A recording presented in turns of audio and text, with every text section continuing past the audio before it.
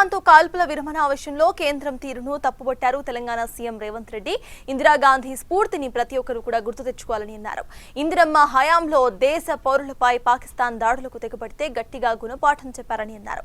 కానీ ఇప్పుడున్న కేంద్ర ప్రభుత్వం మాత్రం అమెరికా అధ్యక్షుడు ట్రంప్ చెప్తే కాల్పుల విరమణ చేస్తుందని విమర్శించారు.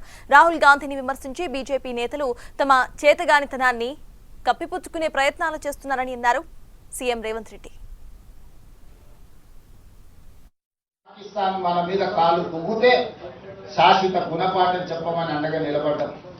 దురదృష్టవశాత్తు కేంద్ర ప్రభుత్వం వెనుకడుగు వేసింది. వచ్చిన అవకాశాన్ని సద్వినియోగం చేసుకోకుండా అమెరికా ప్రెసిడెంట్ ఒత్తిడి తీసుకొచ్చినా, నేను యుద్ధాన్ని ఆపినా, లేకపోతే ఆర్థిక ప్రయోజనాలు నేను దెబ్బతీస్తాను బెదిరిస్తే భారతదేశం లొంగిపోయిందని చెప్పి ట్రంప్ ప్రకటించే పరిస్థితి వచ్చిందనంటే ఈ దేశంలో నడుస్తున్న ప్రభుత్వం ట్రంప్ ఒత్తిడికి లొంగిపోయిందని విస్పష్టంగా ఈరోజు ప్రజలు భావించవలసిన పరిస్థితి వచ్చింది.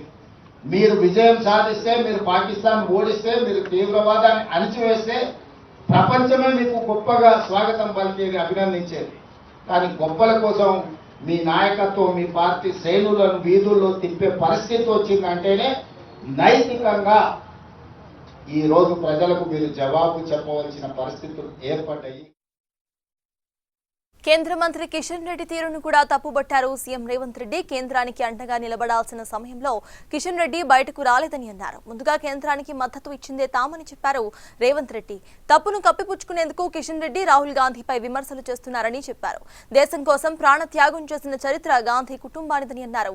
దేశ సమగ్రత విషయంలో రాజకీయాలు చేయబోమని, దేశ భద్రతకు కట్టుబడి పనిచేస్తామని అన్నారు సీఎం రేవంత్ రెడ్డి.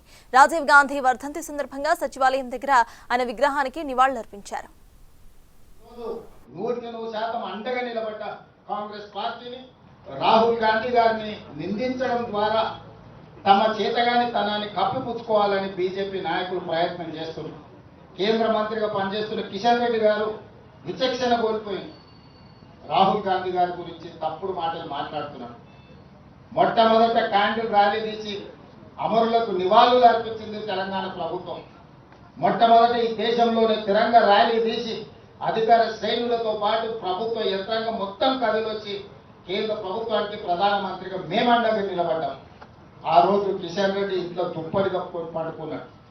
కేంద్ర మంత్రిగా, ప్రధానమంత్రిగా అండగా నిలబడాల్సిన కిషన్ రెడ్డి ఇంట్లో పడుకుంటే తెలంగాణ రాష్ట్ర ముఖ్యమంత్రిగా, తెలంగాణ 4 కోట్ల ప్రజల తరఫున ప్రధానమంత్రి నరేంద్ర మోడీ గారికి, కేంద్ర ప్రభుత్వానికి, మన బలగాలకు మేము అండగా నిలబడి వేలాది మంది మేమున్నాం, నీకు తోడుగా నువ్వు యుద్ధం చెయ్యి అని నేను చెప్పినా. ఆ రోజు కిషన్ రెడ్డికి అభినందించడానికి నోరు రాలేదు. కానీ ఈరోజు చేసిన తప్పులను కప్పిపుచ్చుకోవడానికి మీ గొప్పలు మీరు చెప్పుకుంటే మాకు అభ్యంతరం లేదు. మీరు గొప్పవాళ్ళో కాదు ప్రజలు నిర్ణయిస్తారు. కానీ రాహుల్ గాంధీ గారిని నిందించడం ద్వారా మీ చేతగాని తను స్పష్టంగా